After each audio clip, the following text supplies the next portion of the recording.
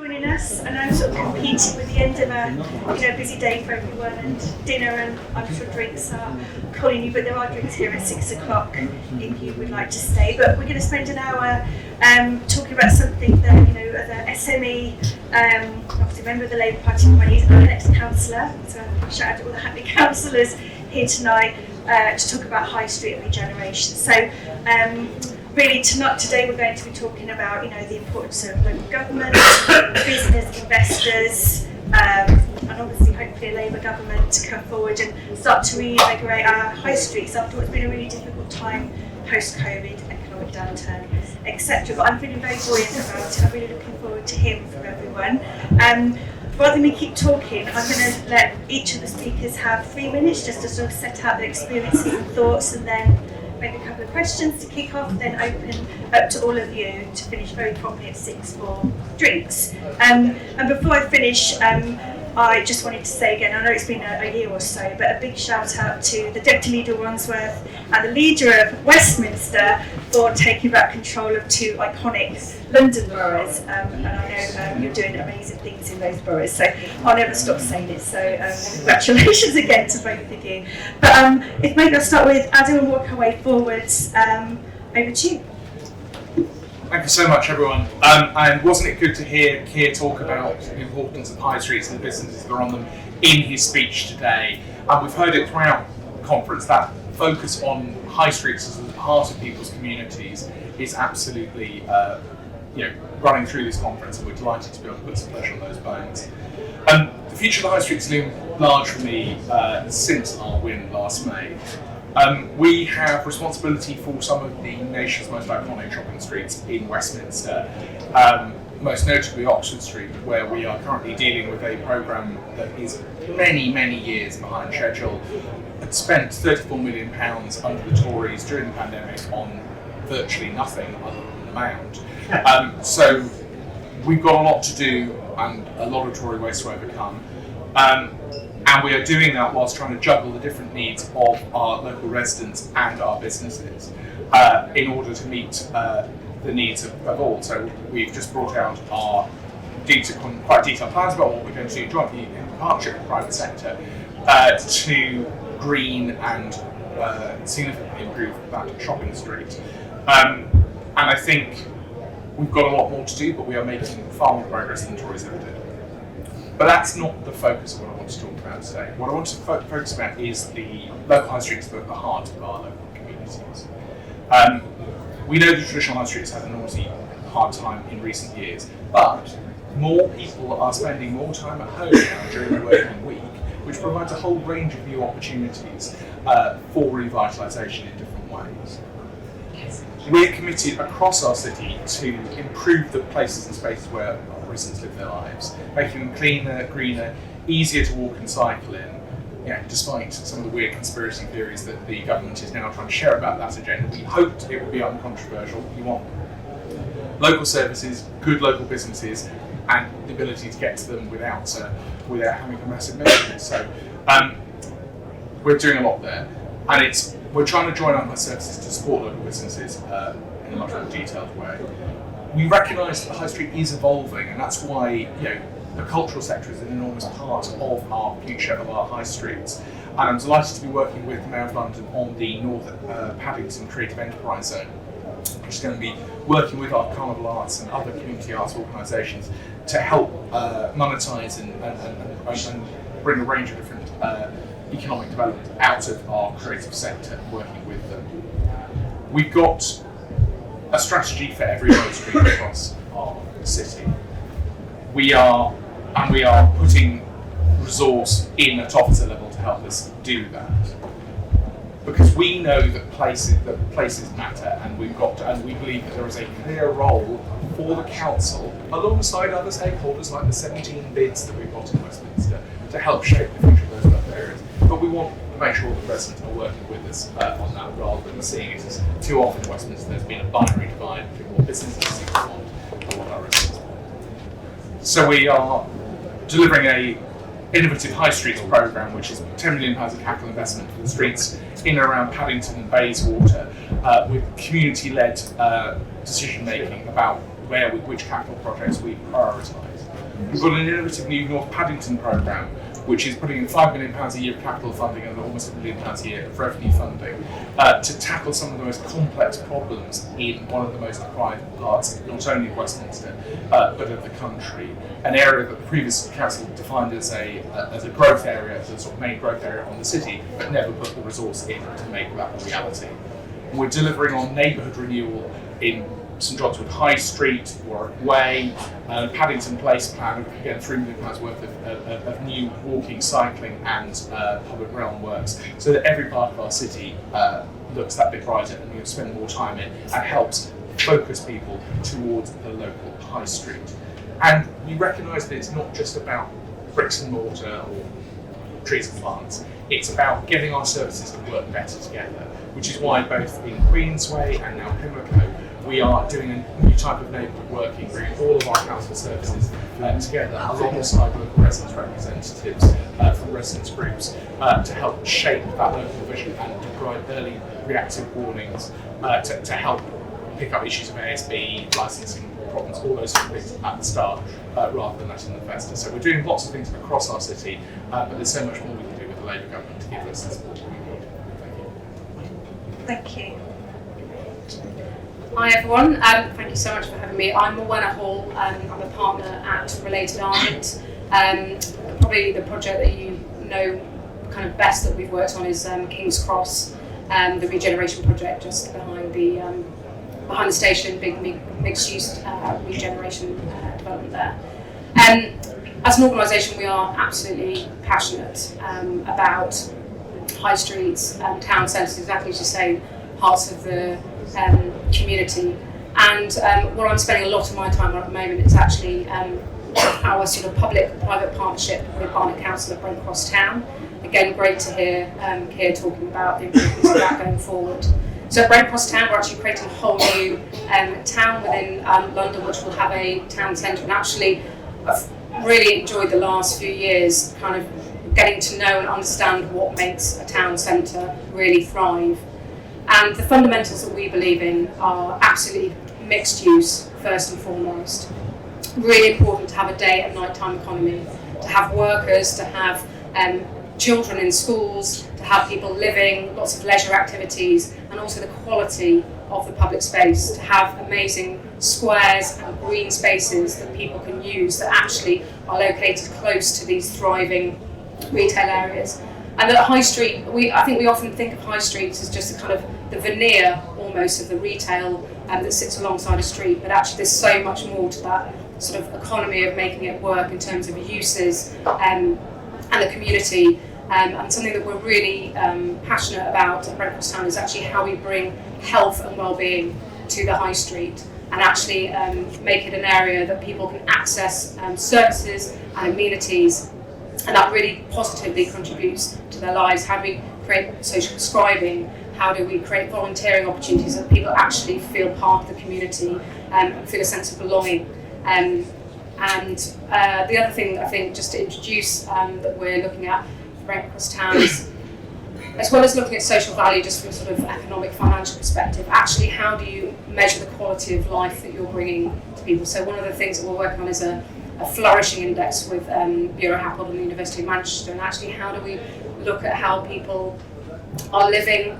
In lots of other countries they just look at a sort of happiness index on a very individual level. What we want to measure going forward is the influence we're having actually at a communities level, so that we can understand through these regeneration projects take 10, 20 years to deliver, but actually it's really important as you go through the understand the impact you're having, where things are going well, where there are unintended consequences, so that you can use that information to actually guide you as you go along in our decision making with the council through the lifetime of the project. It's just a bit of a taster. Thank you.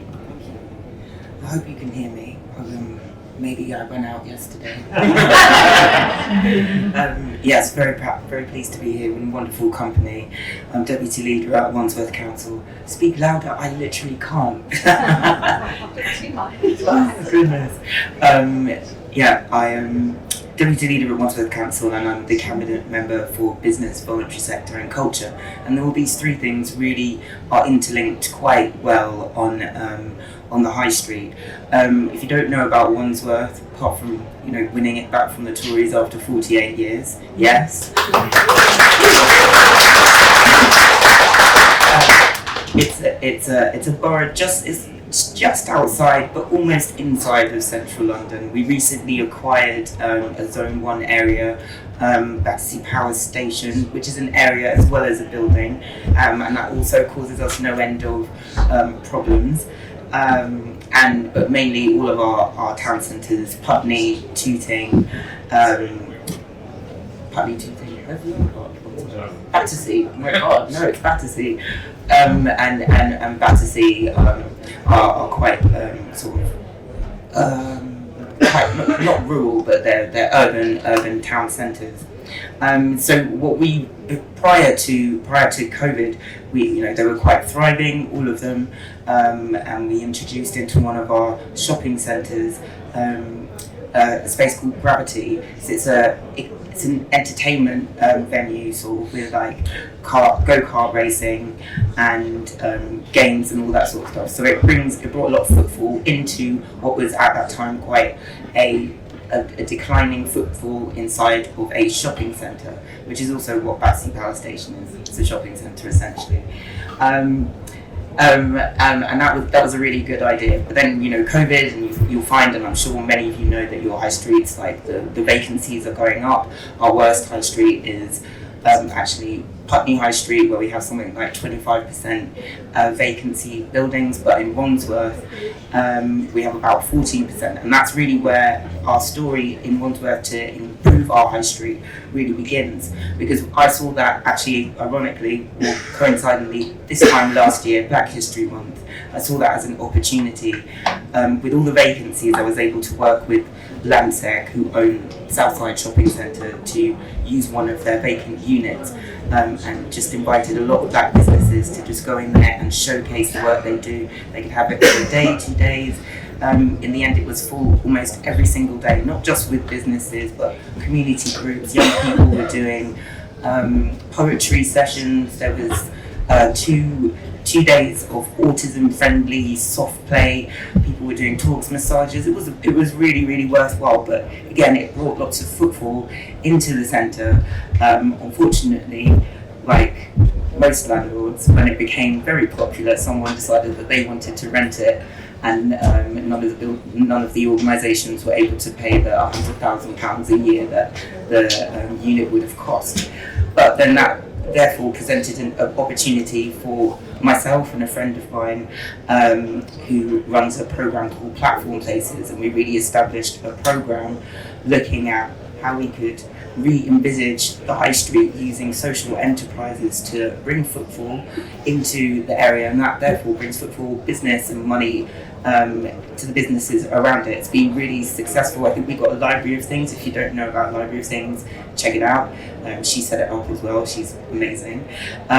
We've got a library of things going into Wandsworth Town shortly, so we're going to have some results to see the benefits of how that's benefited people, obviously the people that use it, but the businesses also around it then. I mean, Wandsworth is a borough of SMEs. I think we have something like 900 established SMEs, and every month we have 200 new ones popping up all the time. And the key thing for me is that they stay with us. Once they grow, they need to have somewhere to go, and I think vacancies on the high street can be nicely married with that, if only we can get landlords to actually give up their spaces and let us use them. Hi everyone, so I'm Louise Jones. I'm the prospective parliamentary candidate for North East Derbyshire, and for those of you not fortunate enough to live there, it's quite a large constituency made up of a collection of small villages and towns, often with ex-mining heritage. And the challenges that we have to our high streets there's some that we've inherited, and I think some that we'll see develop in the future. And so, for example, Cllr, one of the larger towns with the high street, I think somebody already had a go at regenerating it by trying to plonk a integrate A road through it, which has frankly done the high street no favours, and certainly been sat in traffic there long enough, done the A road no favours either. And I think this really hits the heart of what a lot of communities face, which is a lot of high roads are still also used for being a main transport artery. And what this means is this doesn't create the atmosphere you need to have a really buzzing high street where people want to go, where they want to spend time. And I think this is what comes back to what the heart of a good high street is. You know, we're sat here for SME for Labour, but a high street isn't just one that generates profit, right? If we were only interested in profit, we would just go for big out-of-town retail centres with purpose-built car parks, and we're getting all excited about investing in those. But we actually realise that high streets are, to use the cliche, beating hearts of communities. They need to give back a lot more than just being able to be spaces for businesses. And I also think it's a really important point to note that a really successful high street isn't just shops. As we've seen certain shops pull back from the high street, it's not necessarily retail that we need to have to fill those spaces. I think, as we've already alluded to, it's about having a whole range of services, a whole range of spaces, whether community owned and community run, right through to offering services, whether that's fix-it centres are something that's really generating a lot of excitement at the moment, because it generates that footfall and the kind of service that you can only access by going to a bricks and mortar location. And I also think it's really important as well that we encourage cooperation for our high street. Our high street business owners, people running services on high streets need to feel that they're part of a community and that they're working together, and that there's certain actions that they can take which will benefit all of them. And it's really important, I think, for local councils to help provide some of that leadership or provide some of that coordination. And even just simple things by businesses in town centres just agree that they're going to do what special events are. It doesn't even matter what that is. You can have a themed Oktoberfest where everyone does something German themed, but it's it makes it a destination, it makes it an event, it creates buzz online on social media, and it gets people in. And actually, that's another point that I want to talk about as well, which is that as we've seen our public transport really start to pull back, particularly from the smaller villages and towns, actually accessing high streets has become very difficult. High streets don't lend themselves very well to car use. It can be quite difficult and expensive to park, not like the nice out-of-town retail centre. And certainly in parts of North East Derbyshire, good luck if you want to use a bus to go and visit and just do a bit of quick shopping, or get there on a Sunday. Frankly, good luck. And I think it's really important to understand how connectivity in that way is so important, and understand how good connectivity gives back so much more than just the bus fare gives back. So it's really important, I think, that we really understand the wider impact of connectivity and make it easy for people to come to these spaces. I think just the last thing I want to speak about as well is just making sure that people have got access to skills. There's plenty of people out there who will walk past a space and think, oh yeah, it'd be fantastic if I could use that for this idea that I've got. How do I access skills or training to understand how I take an idea from something that takes on a bricks and mortar. So it's about people understanding just the challenges that are required there, and feeling like that's something that they can take on, so they have the courage to take that bright idea and take advantage of that on the space. So it's really a number of things from the big fundamental design flaws to also just providing those skills and challenges. And I think working together and really having an investment and vision for seeing what our small towns and high streets can do would really drive this activity. So I think it's something we all have to get behind over the next few years to see this happen. Afternoon. My name is Mark Robinson. I chair the High Street Task Force, and I'm tired, emotional, and I just can't take it anymore. I'm not necessarily talking about the current government, but it might be, and I'm not necessarily only talking about how I felt this morning when I woke up. I am talking about how I feel about the way we talk about high streets, and it's with respect to our esteemed panel, who are generally from some quite leafy and well-off places where they don't have the high street problems that we see nationally, maybe you see nationally. But when we talk about high streets, we talk about charity shops on high streets, but we also talk about high streets as charity cases. And that's not very compelling. That's not compelling to government. This is a bit broken, please give us a bit of money to help. It's certainly not compelling to the private sector, to investors. We've got something that really doesn't work, it's a bit broken, give us some money. There's no investor in the world who will do that. If we rephrased it to say there are these amazing places, they've been going for 2,500 years. They are the secret behind the growth agenda, solving the growth agenda. They are the secret behind solving our sustainability crisis, and they are secret for solving social inclusivity. Will you invest in that? I think politicians would queue up to invest money, and I hate people when they talk. When politicians talk about spending money, it makes me really, it's my money, and I hope you're investing it because I want a return on it, please. So if we can start talking about these amazing places that are going to solve the growth agenda, we've worked out we don't need to go to Canary Wharf to work anymore. We can work from home. People don't want to work from home necessarily, they want to work near home. What are those places? There are high streets, there are town centres. We talk about sustainability. Spoiler alert, electric vehicles aren't the solution to the problem. fewer cars is the solution to the problem. If we're going to have fewer cars, where are we going to go to get our stuff? Our high streets and our town centres.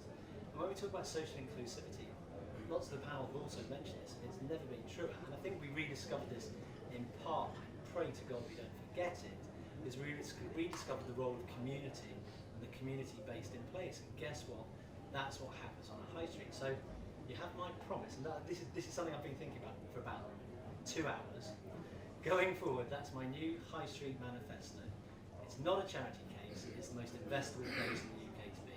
Thank you. Hi,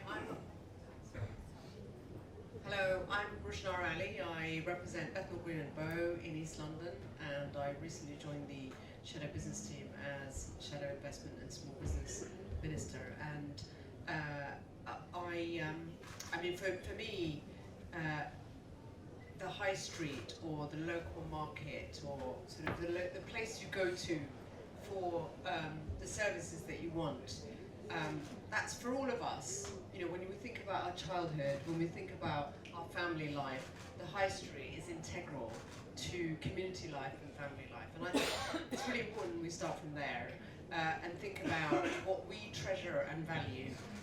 Now, some of the organisations within the high street are big kind of national companies with small retail outlets, whether it's like, you know, I'm getting a bit nostalgic about the things that we've lost in our country, whether it's Woolies or, you know, I'm old enough to remember going to Woolies, or the smaller shops, Wilko's now, which has now had to close down, and there are so many. And that the sad reality is that what we're seeing is a picture of decline in our high streets, coupled with rising levels of crime. You've seen the figures around shoplifting and so on. And so picking up on what other panelists have already said, I think we need to think holistically about what we're trying to rejuvenate and what we're trying to restore. What we have, and you've heard from the speech, from the leader's speech today, but more generally we experience it in our everyday lives, the decline and decimation of services, of so much in our country that we treasure. So the high street is obviously part of that. That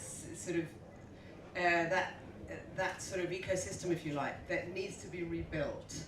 So alongside, I mean, I would start with the first thing we need to think about is what are the gaps that government needs to step in and fill, and how do we enable high streets to thrive?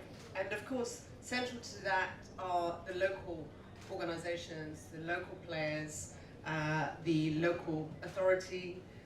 They play a really important role in using their convening power to be able to attract investment, to be able to tell a positive story, to provide a vision for the local town centre. And of course, plans to bring in investment require the creativity and innovation and entrepreneurialism of those who are in local business, whether in terms of direct businesses, but also services. When I think about, I know East London is very different from other parts of the country, but at the heart of it is the different representation of what we need in our local town centres, whether it's organisations that are providing services. You know, Crisis, for instance, in my local constituency, has a social enterprise attached to it.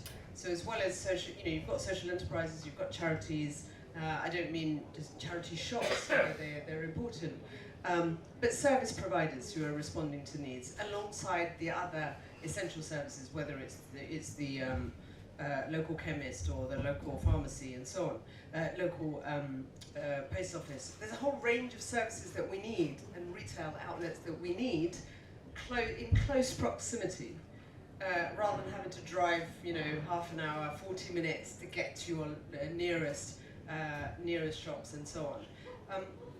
Then there are a set of issues. We're seeing this up and down the country, where many of these town centres are now becoming ghost towns, and that's a real problem. And it hasn't happened by accident, it's because of neglect under this government. So I wanted to just highlight some of the key policies that already the Labour front bench has identified as key priorities if we are fortunate enough to be in government. And the first is, of course, business rates. So our proposal is to cut business rates.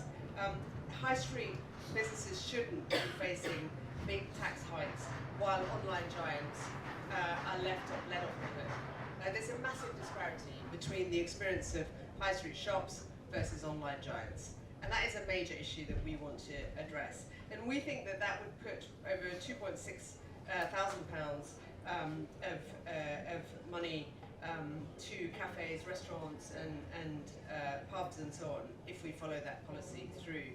We also, given the cost of living crisis and the energy price challenges that businesses are facing, I know that's a big issue in businesses in my constituency as it is elsewhere in the country. That we need to make sure that we cut energy bills, and that is one of the proposals that we have identified as a key priority. We absolutely have to do something about late payments.